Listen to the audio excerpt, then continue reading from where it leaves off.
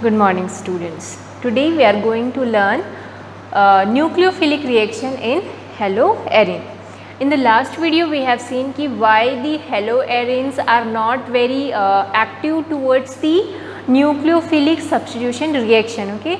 ये बहुत ज़्यादा न्यूक्लियोफिलिक सब्स्टिट्यूशन रिएक्शन के लिए एक्टिव नहीं होते हैं, उसका रीज़न हम लास्ट क्लास में पढ़ चुके हैं.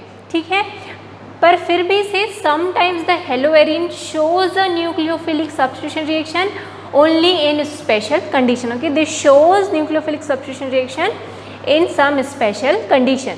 कुछ अगर स्पेशल कंडीशन हो तो हेलोएरिन शो करते हैं, दे shows a nucleophilic substitution reaction. जैसे मैंने यहाँ पर एक एग्जांपल लिया है, हमने एक हेलोएरिन लिया है, इसका नाम क्या है, क्लोरोबेंजीन. ठीक है, इसका नाम क्या है, क्लोरोबेंजीन. सो यहाँ पर हम क्लोरोबेंजीन में एक रिएजेंट से अटैक करवा रहे हैं और this is the nucleophilic part of that reagent. जब ये इस पे अटैक करेगा तो हमने कुछ स्पेशल कंडीशन रखे हैं कि टेम्परेचर कितना होना चाहिए 623 केल्विन, और हम बहुत ज़्यादा प्रेशर अप्लाई करेंगे 300 ATM का प्रेशर, तभी इसमें क्या होगा, न्यूक्लियोफिलिक सब्स्टिट्यूशन रिएक्शन पॉसिबल है. ठीक है, तो देखो ये न्यूक्लियोफाइल है, अटैक करेगा तो क्या बन जाएगा, यहाँ पर सब्स्टिट्यूट कर देगा वो क्लोरीन को और यहाँ पर बन जाएगा फिनॉल और ये होगा NaCl. ठीक है, दिस इज अ फिनॉल. तो इस तरीके से सिर्फ स्पेशल कंडीशन में ही हेलोएरिन्स जो हैं दे shows the nucleophilic substitution reaction. But इसमें एक इम्पॉर्टेंट बात ये है कि अगर इस हेलोएरिन्स में ऑर्थो और पैरा पोजीशन में कोई electron group, electron withdrawing group, sorry यहाँ पर लिखना पड़ेगा presence of electron withdrawing group. ठीक है, अगर कोई ऑर्थो और पैरा पोजीशन पे इलेक्ट्रॉन विथड्रॉइंग ग्रुप है तो ये क्या करते हैं, ये एक्टिवेट हो जाते हैं. एरिल हैलाइड्स जो है, ये हेलोएरिन्स हैं, वो एक्टिवेट हो जाते हैं. ठीक है, यहाँ पर हमने देखा कि वो बहुत ज़्यादा एक्टिव नहीं है. जो सिंपल हेलोएरिन्स है या एरिल हैलाइड है वो बहुत ज़्यादा एक्टिव नहीं है, उसके लिए हमको बहुत ही हाई टेम्परेचर और प्रेशर लगाना पड़ता है, तभी उसमें रिएक्शन होता है न्यूक्लियोफिलिक सब्स्टिट्यूशन वाला. ठीक है, बट अगर कोई इलेक्ट्रॉन विथड्रॉइंग ग्रुप प्रेजेंट है ऑर्थो और पैरा पोजीशन में तो एरिल हैलाइड क्या होगा, एक्टिवेट हो जाएगा. Now it can easily shows the nucleophilic substitution reaction. तो यहाँ पर देखो मैंने एक नाइट्रो ग्रुप जो है NO2, it is a electron withdrawing group जो इस हेलोएरिन्स के पैरा पोजीशन पे है. ठीक है, तो पैरा पोजीशन पे ये लगा हुआ है इलेक्ट्रॉन विथड्रॉइंग ग्रुप. तो अब देखो हमने टेम्परेचर जब नहीं था तो 623 केल्विन, अब जब इलेक्ट्रॉन विथड्रॉइंग ग्रुप है तो हमारा टेम्परेचर देखो कितना ड्रास्टिकली कम हो गया है ना. तो जब भी कोई भी इलेक्ट्रॉन विथड्रॉइंग ग्रुप अगर ऑर्थो या पैरा पोजीशन में है तो एरिल हैलाइड जो है वो एक्टिवेट हो जाएगा और वो इजीली न्यूक्लियोफिलिक सब्स्टिट्यूशन रिएक्शन देने लगेगा, शो करने लगेगा. तो देखो यहाँ पर अब टेम्परेचर कम हो गया है तो ये क्या बन जाएगा, और ये नाइट्रो ग्रुप तो वहीं का वहीं ही रहेगा. इसका नाम क्या हो जाएगा, पैरा नाइट्रोफिनॉल. इसका नाम क्या होगा, पैरा नाइट्रोफिनॉल. तो ठीक है, इस तरीके से जब भी अगर किसी हेलोएरिन्स में नाइट्रो ग्रुप, नाइट्रो मतलब इलेक्ट्रॉन विथड्रॉइंग ग्रुप अटैच है तो वो इजीली क्या करता है, रिएक्ट करता है और न्यूक्लियोफिलिक सब्स्टिट्यूशन रिएक्शन शो करता है. सिमिलरली अभी एक नाइट्रो ग्रुप था, देखो यहाँ पर दो नाइट्रो ग्रुप प्रेजेंट है, एक ऑर्थो पोजीशन में और एक पैरा पोजीशन पे. इसका नाम क्या हो जाएगा, अब इसका नाम लिखेंगे 1 2 3 4, तो 2,4 डाइनाइट्रो क्लोरोबेंजीन. ठीक है, अब यहाँ पर जब रिएक्शन होगा तो क्या बनेगा, क्लोरीन हट के वहाँ पर OH आ जाएगा और ये नाइट्रोजन ग्रुप वहीं के वहीं रहेंगे. ठीक है, तो यहाँ पर जो बना है इसका नाम है 2,4 डाइनाइट्रोफिनॉल. क्लियर हुआ. अब देखो जब दो नाइट्रो ग्रुप है ऑर्थो और पैरा पोजीशन पे तो हमने टेम्परेचर और कम कर दिया है, 368 केल्विन में ही ये रिएक्शन क्या हो जाता है, पॉसिबल हो जाता है. तो यू कैन सी कि जैसे जैसे इलेक्ट्रॉन विथड्रॉइंग ग्रुप हम बढ़ाते जाते हैं ऑर्थो और पैरा पोजीशन पे, जो टेम्परेचर है वो कम होने लगता है. मतलब हम कम टेम्परेचर में ही क्या करा सकते हैं, रिएक्शन करवा सकते हैं. अब देखो यहाँ 3 नाइट्रो ग्रुप है ऑर्थो और पैरा पोजीशन पे, तो यहाँ पर अब सिर्फ हल्का गर्म करेंगे तो भी रिएक्शन हो जाएगा। अब हमको कोई स्ट्रॉन्ग न्यूक्लियोफाइल लेने की भी ज़रूरत नहीं है। लाइक NaOH हम ले रहे थे स्ट्रॉन्ग न्यूक्लियोफाइल, अभी हम सिर्फ वाटर लेंगे, उसमें भी वाटर में भी OH होता है, वो वहाँ पर जाके क्या हो जाएगा, अटैच हो जाएगा।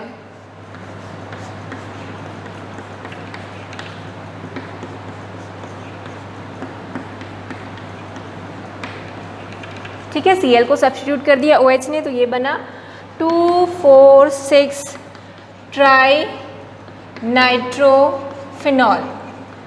ठीक है, ट्राई नाइट्रोफिनॉल, इसका नाम क्या होता है, इसका अगर हम कॉमन नेम देखें तो इसको बोलते हैं पिक्रिक एसिड। क्या बोलते हैं इसको कॉमन नेम में, पिक्रिक एसिड। तो आपको पता होना चाहिए पिक्रिक एसिड का क्या फॉर्मूला है। तो अगर इस पूरे एग्जाम्पल से क्या समझ में आता है कि वैसे तो जो हेलोएरिन्स हैं वो बहुत ज़्यादा न्यूक्लियोफिलिक सब्स्टिट्यूशन रिएक्शन के लिए एक्टिव नहीं होते हैं। ठीक है, उसमें हमको बहुत ही स्पेशल कंडीशन चाहिए, हाई प्रेशर और हाई टेम्परेचर में ही वो शो करते हैं। बट अगर कोई इलेक्ट्रॉन विथड्रॉइंग ग्रुप प्रेजेंट है ऑर्थो या पैरा पोजीशन में या दोनों ही पोजीशन में, तो फिर वो क्या हो जाते हैं, एक्टिवेट हो जाते हैं, वो मोर एक्टिव बन जाते हैं और now they can show the nucleophilic substitution reaction, है ना। तो आप देखोगे जैसे जैसे हम ऑर्थो पैरा पोजीशन में नाइट्रो ग्रुप को बढ़ाते जा रहे हैं तो टेम्परेचर हमारा क्या होते जा रहा है, रिड्यूस होते जा रहा है। हम कम टेम्परेचर में भी वो रिएक्शन करवा सकते हैं। ठीक है, सो ऐसा क्यों होता है, क्योंकि नाइट्रो ग्रुप जो है उसकी वजह से जो ऑर्थो और पैरा पोजीशन पे इलेक्ट्रॉन डेंसिटी बढ़ जाती है, जिसकी वजह से वो मोर एक्टिव हो जाते हैं एरिल हैलाइड्स। ठीक है, इतना समझ में आया कि किस तरीके से न्यूक्लियोफिलिक सब्स्टिट्यूशन रिएक्शन हो रहा है हेलोएरिन्स में। आगे हम पढ़ेंगे रिएक्शन विथ मेटल्स की हेलोएरिन्स जो है वो मेटल के साथ कैसे रिएक्ट करते हैं ना। हम पढ़ चुके हैं ऑलरेडी कि हेलो एल्केन्स कैसे मेटल के साथ रिएक्शन करते हैं। अब हम पढ़ेंगे हेलोएरिन्स कैसे मेटल्स के साथ रिएक्ट करते हैं। ओके, सो नोट डाउन कर लो। सो रिएक्शन विथ मेटल्स, पहले इसमें 2 टाइप के हम नेमिंग रिएक्शन पढ़ेंगे। पहला है वुड्स फिटिंग रिएक्शन, दूसरा है फिटिंग रिएक्शन। ठीक है, नेमिंग जो रिएक्शंस होते हैं, जिन रिएक्शंस के नेम होते हैं वो बहुत ही इंपॉर्टेंट है। ठीक है, तो ध्यान से देखेंगे। वुड्स फिटिंग रिएक्शन, ठीक, इसमें क्या होगा, कोई भी जो एक एरिल हैलाइड है जिसको हम क्या बोलते हैं, हेलोएरिन्स बोलते हैं, तो जो एरिल हैलाइड है वो रिएक्ट करता है एल्काइल हैलाइड के साथ। ठीक है, दिस इज एल्काइल हैलाइड।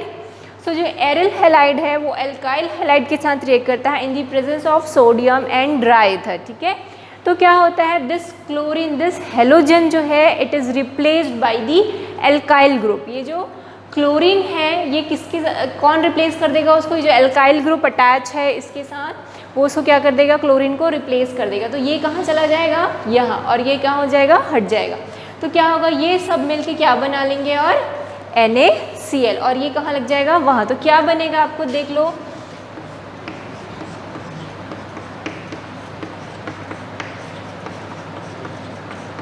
ठीक है, क्या बना हमारा, टोलुइन बना और सोडियम क्लोराइड। ठीक है, टोलुइन और सोडियम क्लोराइड इससे बनता है। Okay, so this is toluene.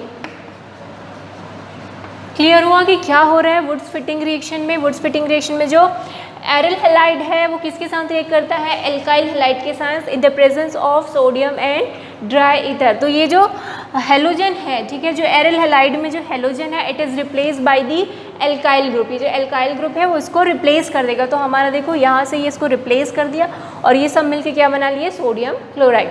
सो इस क्लोरीन की जगह कुछ भी हो सकता है, ब्रोमीन, आयोडीन, कुछ भी हो सकता है। यहाँ एल्काइल मैंने मिथाइल क्लोराइड लिया है, आप इसकी जगह कोई भी एल्काइल ग्रुप ले सकते हो, C2H5 C3H7, और उसके बाद भी वो रिएक्शन लिख सकते हो। ठीक है, so this is the Wurtz Fittig reaction. Normal Fittig reaction की बात करें तो उसमें क्या होता है, फिटिंग रिएक्शन में जो एरिल हैलाइड है वो सोडियम के साथ रिएक्ट करके डाइफेनिल कंपाउंड बनाता है। ठीक है, क्या बनाता है, डाइफेनिल कंपाउंड बनाता है। सो ये जो X है हट जाएगा और ये Na के साथ रिएक्ट करेगा। ठीक है, और इस तरीके से ये डाइफेनिल कंपाउंड बनाएगा और क्या बन जाएगा, 2NaCl। इसको हम क्या बोलते हैं, diphenyl. So this is a Fittig reaction. Fitting reaction में जो एल्काइल एरिल हैलाइड है, एरिल हैलाइड किसके साथ रिएक्ट कर रहा है, सोडियम के साथ, और क्या बना रहा है, डाइफेनिल कंपाउंड, ठीक है। So this is a Fittig reaction, again this reaction happen in the presence of dry ether.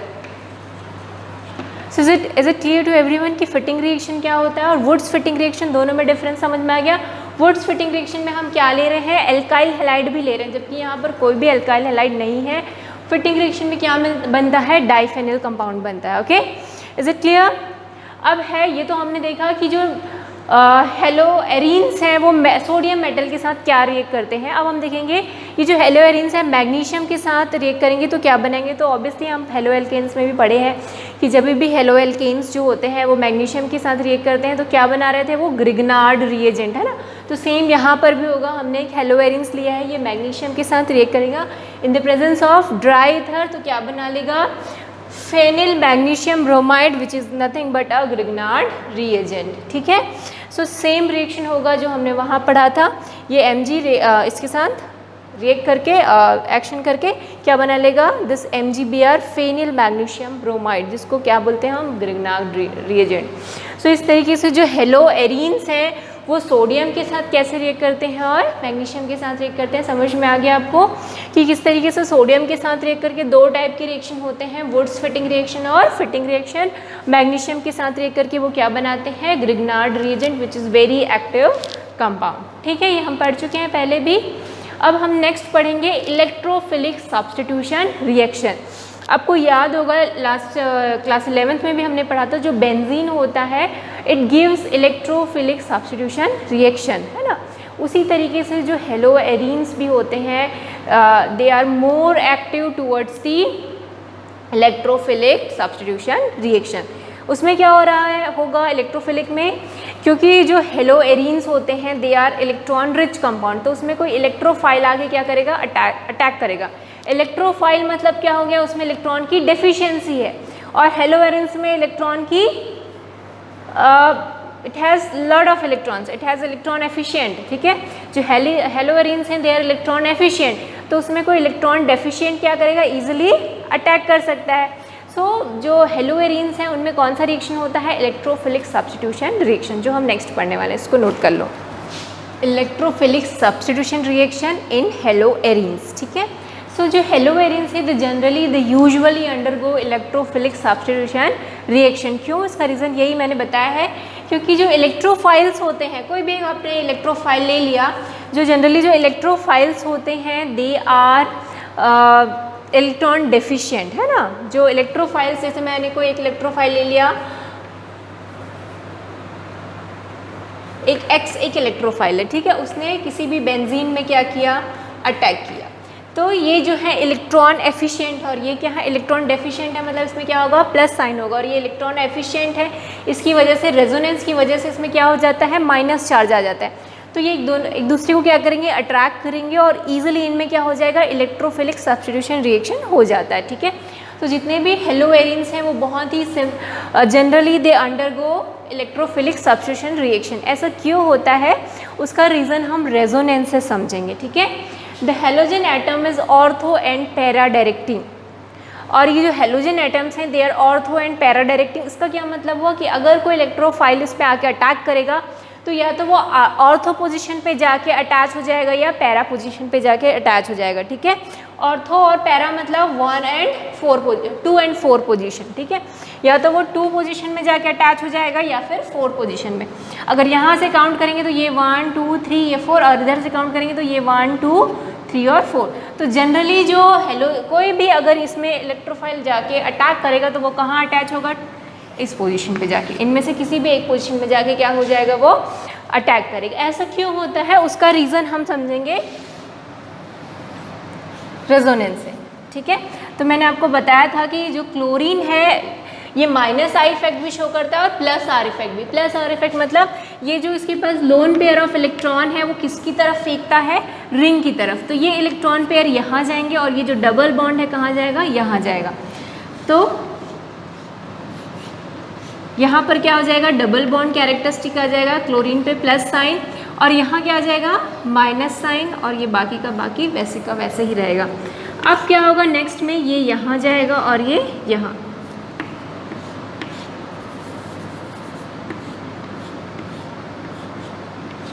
तो ये यहाँ पर माइनस साइन आ गया, ये क्लोरीन पे प्लस साइन। अब अगला स्टेप क्या होगा, ये यहाँ जाएगा, ये यहाँ जाएगा।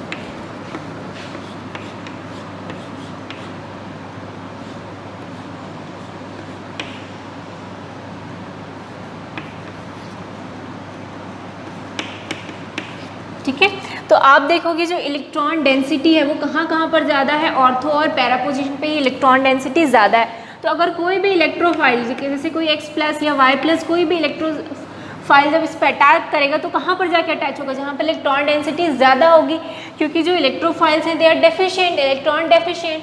तो वो कहाँ पर अटैक करेंगे, जहाँ पर इलेक्ट्रॉन की एफिशिएंसी ज़्यादा है, जहाँ पर इलेक्ट्रॉन डेंसिटी ज़्यादा है। तो ये जो भी इलेक्ट्रोफाइल है वो जाके या तो ऑर्थो पोजीशन पे या पैरा पोजीशन पे ही जाके क्या करेगा, अटैक करेगा, वहीं पर ही अटैच हो जाएगा। इसी वजह से ये जो क्लोरीन ग्रुप है वो उसको हम क्या बोलते हैं, ऑर्थो या पैरा डायरेक्टिंग। इसका रीज़न हम कहाँ से समझ सकते हैं, या रेजोनेंस स्ट्रक्चर से हम देख सकते हैं कि जब क्लोरीन का हम हेलो एरिन्स का जब हम क्या बनाते हैं रेजोनेंस स्ट्रक्चर, तो हम देख रहे हैं कि ऑर्थो और पैरा पोजीशन पे इलेक्ट्रॉन डेंसिटी क्या है, ज़्यादा है। इस वजह से कोई भी इलेक्ट्रोफाइल वहीं पर ही क्या करता है, अटैक करता है। इतना क्लियर हुआ कि क्यों जो क्लोरीन ग्रुप है, जो हेलोजन एटम है वो ऑर्थो एंड पैरा डायरेक्टिंग क्यों है, समझ में आ गया। दूसरा है para position predominates over ortho. जो पैरा पोजीशन है वो प्रीडोमिनेट करता है, मतलब पैरा वाले जो कंपाउंड है वो मेजर प्रोडक्ट होते हैं और जो ऑर्थो वाले होते हैं वो क्या होते हैं, माइनर प्रोडक्ट। तो चलो हेलोजिनेशन के एग्जाम्पल से समझते हैं हम लोग। हेलोजिनेशन मतलब क्या हो रहा है, कोई हेलोजन हेलो एरिन्स में क्या करेगा, अटैक करेगा। ठीक है, ये होता है इन the presence of anhydrous AlCl3। FeCl3 भी ले सकते हैं, AlCl3 भी ले सकते हैं, कुछ भी, दोनों ही चलेगा। यहाँ पर हमने लिया FeCl3। ठीक है, तो अभी जो क्लोरीन है वो कहाँ पर ऐड होगा, या तो ऑर्थो पोजीशन पे या फिर पैरा पोजीशन पे।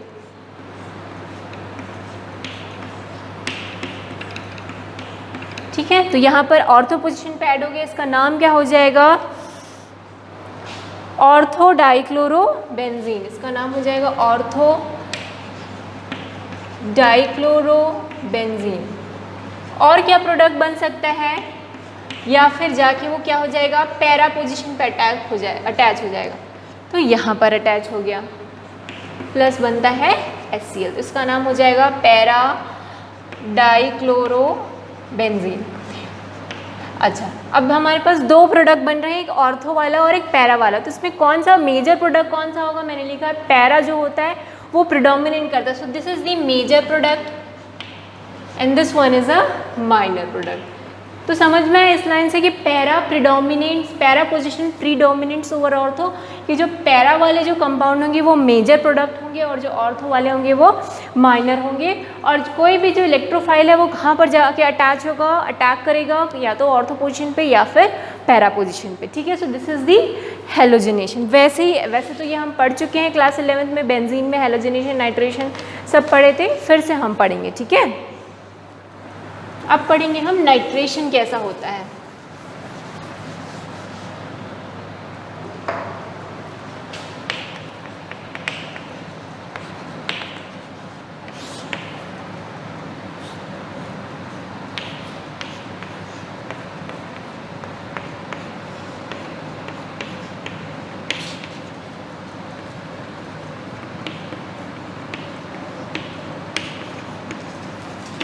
सो नाइट्रेशन में जो हेलो एरिन्स है it react with HNO3 in the presence of concentrated H2SO4, और उस पूरे सोल्यूशन को हम क्या करेंगे, हीट करेंगे। तो क्या मिलेगा हमको, हमको दो प्रोडक्ट मिलेंगे। एक जो नाइट्रो है वो कहाँ अटैच हो जाएगा, ऑर्थो पोजीशन पे, और दूसरा कहाँ अटैच हो जाएगा, पैरा पोजीशन पे।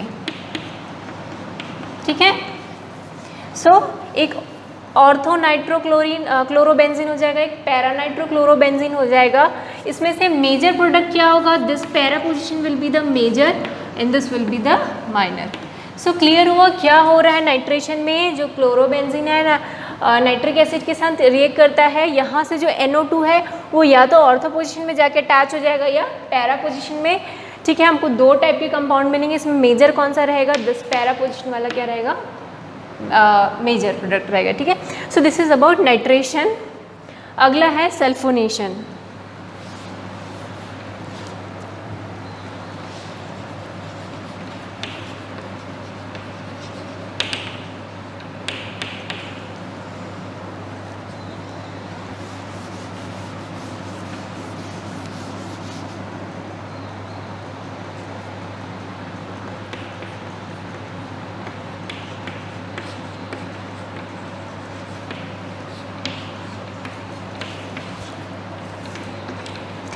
तो सल्फोनेशन में भी क्या होगा, या तो वो ऑर्थो पोजीशन में जाके अटैच होगा या फिर पैरा पोजीशन में।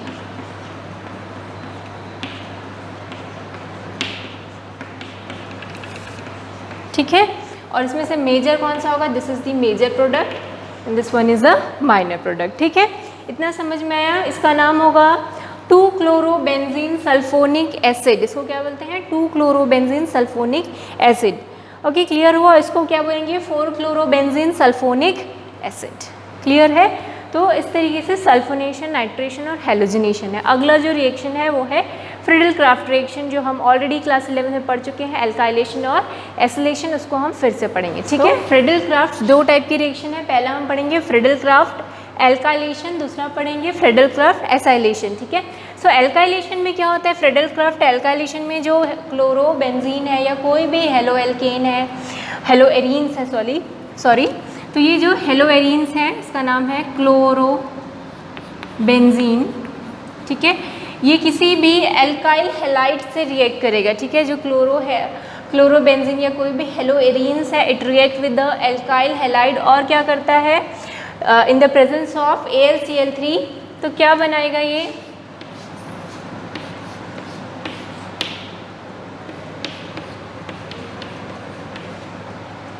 जिसका नाम है ऑर्थोक्लोरोटोलुइन।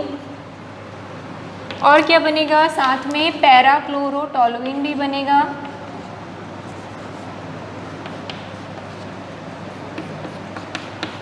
ठीक है, 2 चीज़ें बनेंगी, ऑर्थोक्लोरोटोलुइन और पैराक्लोरोटोलुइन, जिसमें से ये पैराक्लोरोटोलुइन क्या होगा, major product, and this orthochlorotoluene will be the minor product. ठीक है, समझ में आ रहा है ना। यहाँ पर का जो H है, ये वाला जो H है, यहाँ पर कार्बन के साथ जो एक H था वो क्या कर रहा है, इसके साथ रिएक्ट कर ले रहा है और ये यहाँ पर जाके अटैच हो जा रहा है या फिर यहाँ पर जाके अटैच हो जा रहा है। क्लियर हुआ। तो उससे हमको क्या मिला, ऑर्थोक्लोरोटोलुइन और पैराक्लोरोटोलुइन, जिसमें से ये क्या है, मेजर प्रोडक्ट है। So this is the Friedel Crafts alkylation, जिसमें हम क्या किससे रिएक्ट करा रहे हैं, एल्काइल हैलाइड से।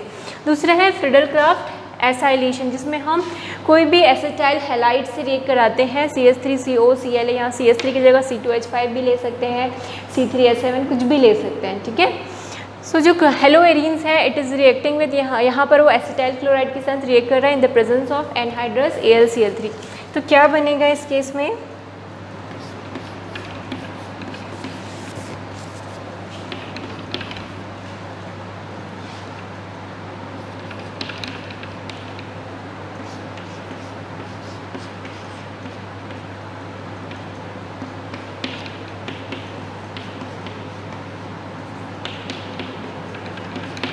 ठीक है। तो यहाँ पर हमारा बना ऑर्थोक्लोरोएसिटोफेनॉल, ये बना पैराक्लोरोएसिटोफेनॉल। ठीक है, क्या बना, ऑर्थोक्लोरोएसिटोफेनॉल एंड पैराक्लोरोएसिटोफेनॉल, जिसमें से ये क्या है, मेजर प्रोडक्ट है। So this is the Friedel Crafts acylation reaction. So Friedel Crafts के दोनों reaction, again these are the naming reaction जो आपको अच्छे से लर्न करने हैं। आप हो सके तो नेमिंग रिएक्शन के लिए अलग से कॉपी ही बना लो, कि जो नेमिंग रिएक्शन है उसको अलग से लिखते जाएं। Friedel Crafts, woods-fitting reaction, Swarts reaction, हमने बहुत सारे नेमिंग रिएक्शन पढ़े हैं इस चैप्टर से, है ना। तो आप क्या करो, एक कॉपी ही बना लो उसके लिए अलग से।